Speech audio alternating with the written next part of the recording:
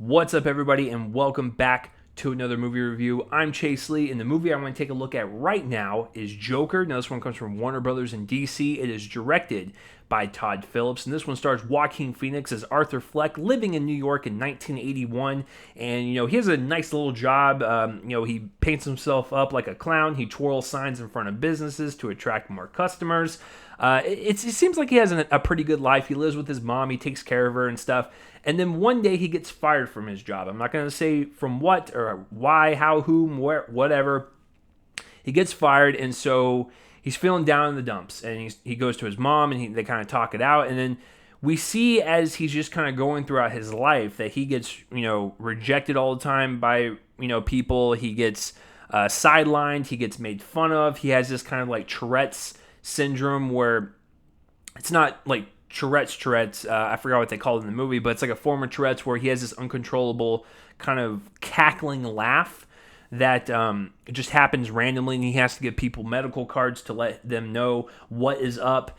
And so, with that and just people making fun of him and everything, he doesn't really have that many friends. He feels alone in the world, and the world essentially pushes him into madness, and he goes about it the wrong way for sure, and he becomes the iconic Batman villain that we all know. So that is your story. There's a lot of twists and turns in this movie, a lot of surprises that I really enjoyed, and I don't want to spoil them here for you guys. I want you to enjoy them and experience them because there's some shocking moments for sure that I didn't see coming, and that is rare nowadays. Before I get into the review, I just have to say this. Finally, after like 2 or 3 years, this poster, there it is right there, finally makes sense for the movie I'm reviewing. So thank you for finally making sense after all these years. And second thing is, I haven't really spoken about the discourse on this movie, and I'm going to go ahead and just say it briefly right now, that following everything on Twitter, comments that Todd Phillips made, some stuff that Joaquin Phoenix has said, just everything about the military warning, the controversy, it's exhausting, guys. It is so exhausting. And I felt like this movie came out 10 years ago.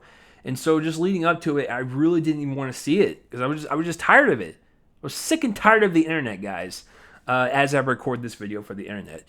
So there was that. And then, I wanted to see this movie. I like the kind of character studies or these bold, ambitious, dark, tales that we get from specific superheroes or villains, making them R-rated and just kind of going there and making a movie that's plays more like an adult drama or adult thriller, and really just kind of keeps it in this kind of grounded reality. I like this. I like this kind of trend that studios are kind of going with. I love Logan that 20th Century Fox did with their Wolverine character, and now we got this. So please give us more, regardless of what I think about this movie or even future movies that do something like this. Do it. I love the kind of risk that you guys are taking, so please keep that going. So after all that, I saw this movie on Thursday. Today is Saturday. I spent a couple days kind of thinking about it and kind of wrapping my brain around this movie because I ultimately came to the conclusion that I like this movie. There are things I like about this movie, and there's things that frustrate me about the movie, and so they're constantly butting heads in my mind, and I'm going, is this an overall good movie then? If there's problems with the story, problems with certain characters or plots, I have to wrestle with the fact that there's a lot of great things about this movie that I can't really bring it down to like a mid-range grade, and I have to just kind of, I have to prop it up because there's a lot of great things about this. So let me talk it out with you guys and see where I ultimately land. But I think I have a somewhat clear idea of where I'm going. So to start with some of the good stuff and even great stuff, Joaquin Phoenix is magnetic in this movie. He is terrifying. He flips on a dime. He is lovable in certain moments, preferably the beginning before he starts to turn. He gives one of those performances where you go, there is a reason why Joaquin Phoenix is one of the best of all time. He takes this character, he runs with it, and he just adds his own flavor to it, whether it be the laugh or the way he walks, the way he dances in his apartment, the fact that he lost weight for this, so his bones are protruding out of his body and just gives him like this freakish kind of texture on his body. It's just everything about all the choices that he made, his performance, the way he delivers. He elevates this material and he gives an A+ performance because he's Joaquin Phoenix. If you were to ask me in a conversation, is this up there with one of the best of all time in terms of his performances? I don't know. I'd have to do that list and really think about it. But my favorite performance he's ever given, by the way, just sideline, The Master. Please watch that. But anytime when he works with Paul Thomas Anderson, it's always gold. So he is absolutely magnetic in this movie. There's a couple of scenes where he's really kind of engaging with us as an audience, and like I'm just so glued to what's happening on screen with all the dialogue that he's kind of speaking out and kind of making it his own. And then at the drop of a hat, he will switch on you and he will just become this like horrific person right in front of your eyes, and you're like, wow, like what an instant switch that felt really flawless.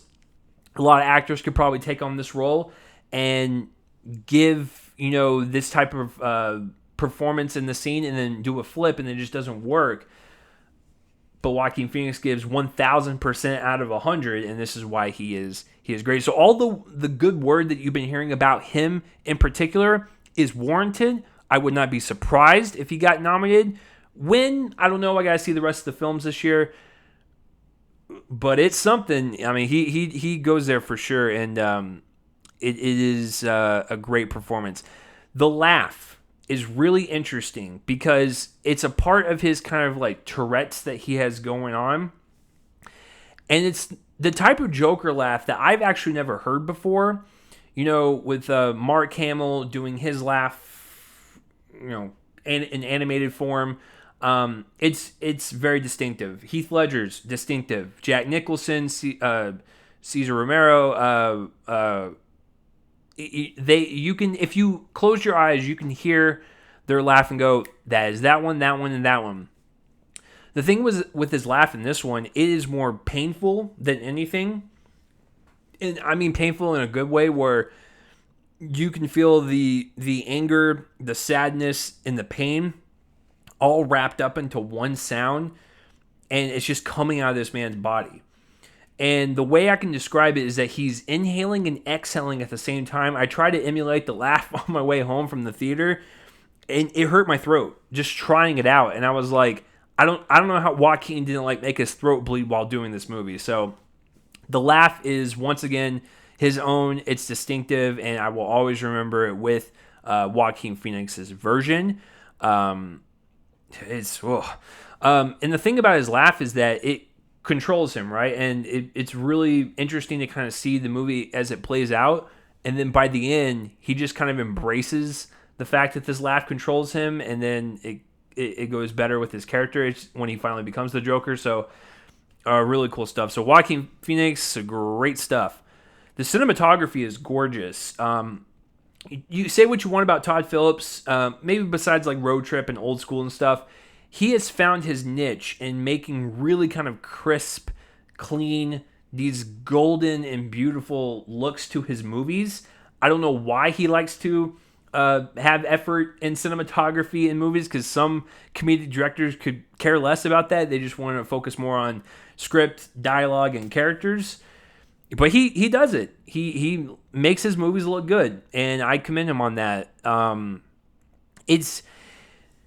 The cinematography in this one is interesting because it uses a lot of depth of field. So you have Joaquin Phoenix or any type of character in the scene in front of everything else, and they are clearly in focus. They're crystal clear, and everything behind them is out of focus. This movie, you could look at that and go, well, that's just a trick that most directors use in their films, and it's not anything special. I found it kind of special because, we're dealing with a guy that views the world as something that has rejected him, thrown him out to the curb, and really doesn't pay attention to him. So and Todd Phillips kind of putting, Arthur in the forefront or anyone else in the forefront, we're kind of seeing the film through Arthur's lens, and we see it as how he sees it, where he is alone. Whatever's in front of him is in focus, and everything else is out of focus because the world doesn't matter to him because it doesn't really treat him well. So I don't know. I mean, you could probably take what I just said and be like, really, you're gonna look that far into it? I don't know.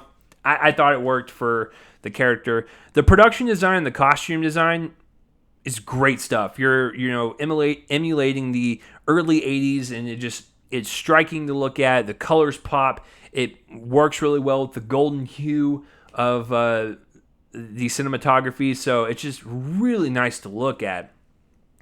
And so the last thing I will say before I get into what I think will probably be people's biggest issue with this movie is the score. The score is wonderful. There's a lot of moments where it's really eerie, ear-piercing, and haunting, and it just kind of gets under your skin, but it kind of plays well with when Arthur Fleck is turning, or, if it's amping up to the climax. It was really well handled, and it really just adds to the experience and overall sound to the movie because, there's a lot going on, and for the music to kind of pierce through like that and make a difference is something that you have to point out.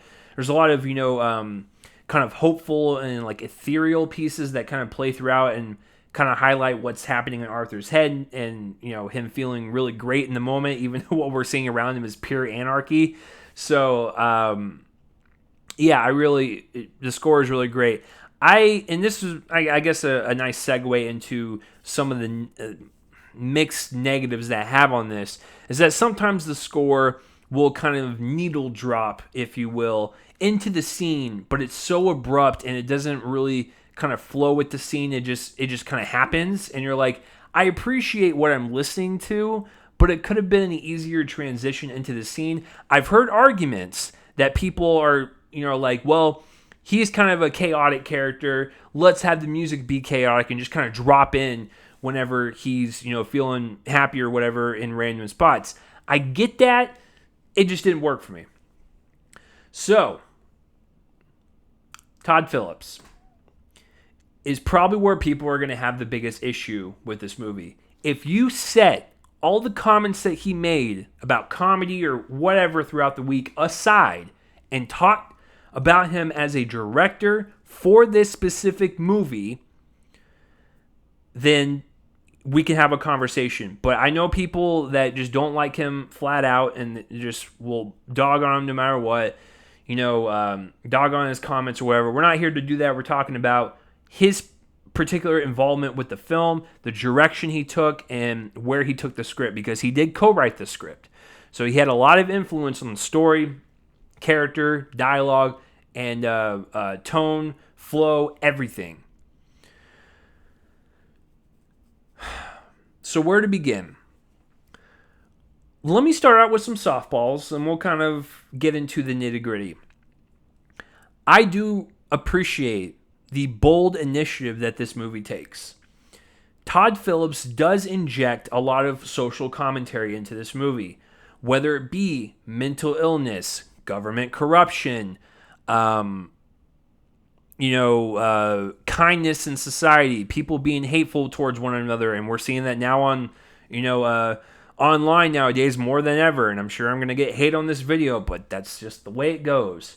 So there's a lot of things that he brings up in this movie, and I appreciate that, because while the movie is set in 1981, there's stuff that we can apply to today in modern time, so it works kind of in tandem with each other, and that's awesome. And so, they're kind of playing with this, like, obvious world that's, run by the Waynes, and, it's got the Joker in it, and, like, it's setting up, like, obviously a fantasy universe, because we all know what Batman and its lore is, but it does have this kind of, this grit to it, this modern kind of touch to it that applies as well, so it does have this kind of groundedness to it that, I really enjoyed. Here's where the issue kind of lies, is that while there is mental illness, government corruption, everything that Todd Phillips likes to paint into this movie, it's a lot that he is trying to handle, and I appreciate it, but I felt like he was skimming the surface the entire time and really never kind of dived deep into it. If this is going to be a somewhat of a character study, because this is the origin of a specific villain, and seeing them turn from a person in society, normal person, and then goes into, to the extreme, I would like to see a little bit more. How do we approach that? I'm not sure. And you're going to probably look at me and go, well, idiot, explain how we can fix this. I don't know. I didn't write this movie. The route they go about it is fine, but I just felt like we're here at this very moment and we don't fluctuate anywhere else. So with that being said, skimming the surface is not enough for me, and I just felt this coldness throughout the entire time. This flatline coldness that didn't really do anything for me. Joaquin Phoenix is making this material in this story elevated to the best that he can, and he does help it a lot. But I just, right here, mental illness doesn't really go anywhere further than, he's got this thing, he loses rights to his medicine, and so he doesn't get them anymore, and so he doesn't take them. Blah, blah, blah, blah. Government corruption, cool, the streets aren't getting cleaned up, and just, I don't know, you're taking on all these really kind of, really intense, real subjects that people face every single day, and, government corruption is rampant nowadays. It's like, there's a lot of stuff that we can grasp from, but when you're dealing with this kind of pseudo fantasy reality, it just doesn't gel well. And if you were going to go down that route, you should have just went further into it. That's probably the best way I can describe it. I was trying to wrap my head around what I was going to say about it, but that's probably the best I can do with it. The themes and everything presented were fine, and you could have explored it a lot more. I just felt like wasn't explored enough. On the flip side, the third act and the climax of this movie was pretty well handled from a directing standpoint, and the overall tone of that was pretty awesome and really got your kind of blood pumping in terms of the way it was filmed. But I wish it would have went a little deeper than that. Speaking of the story and some of the characters, there's going to be a lot of people that, might rip into the fact that the side characters or the secondary characters they don't have that much screen time and they're just kind of there.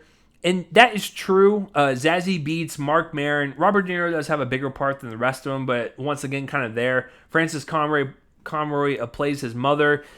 Not really that much there, but I took it as, since Arthur Fleck is literally in like 99.9% of this movie, besides the credits, we focus on him, and so him just kind of gallivanting through life, coming across all these people, whether he knows or strangers or whatever, he's just kind of interacting with them and moving on. And so I took it as just like characters passing by Arthur's life and not really that integral to him, because we're mainly focused on him because it's a character study. So that's the way I looked at it. So I didn't really mind that no one was hardly in it. So that didn't bother me. Secondary characters that did bother me are the Waynes.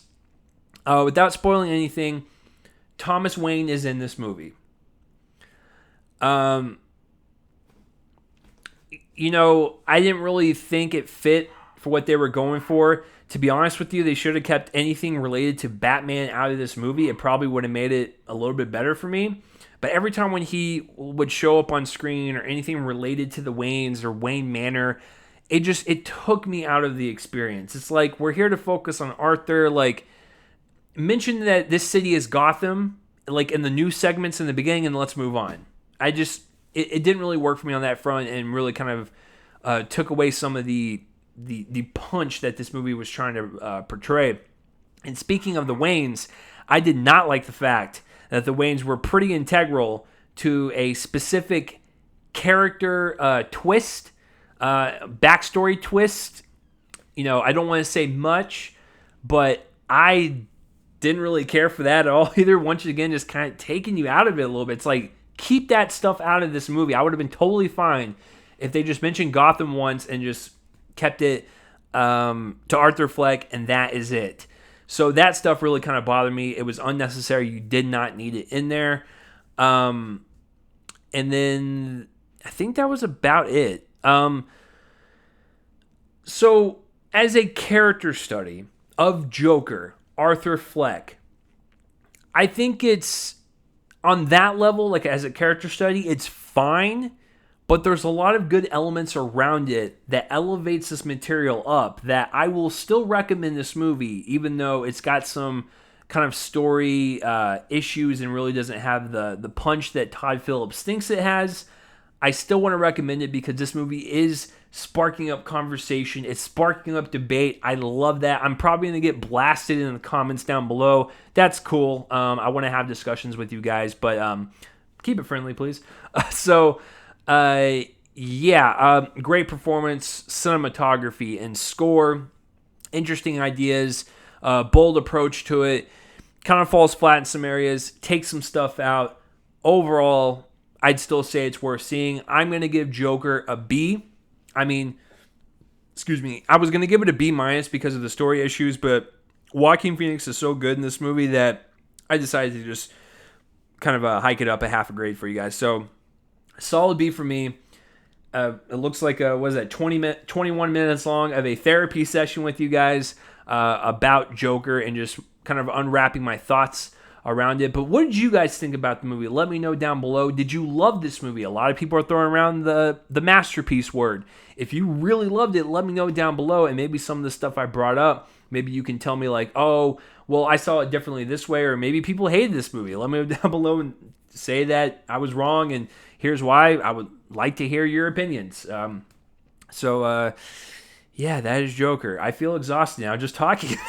So let me know all your thoughts about Joker down below. And that will do it for this review, guys. I'm Chase Lee, and tune in next time for whatever I review next. I will see you guys later.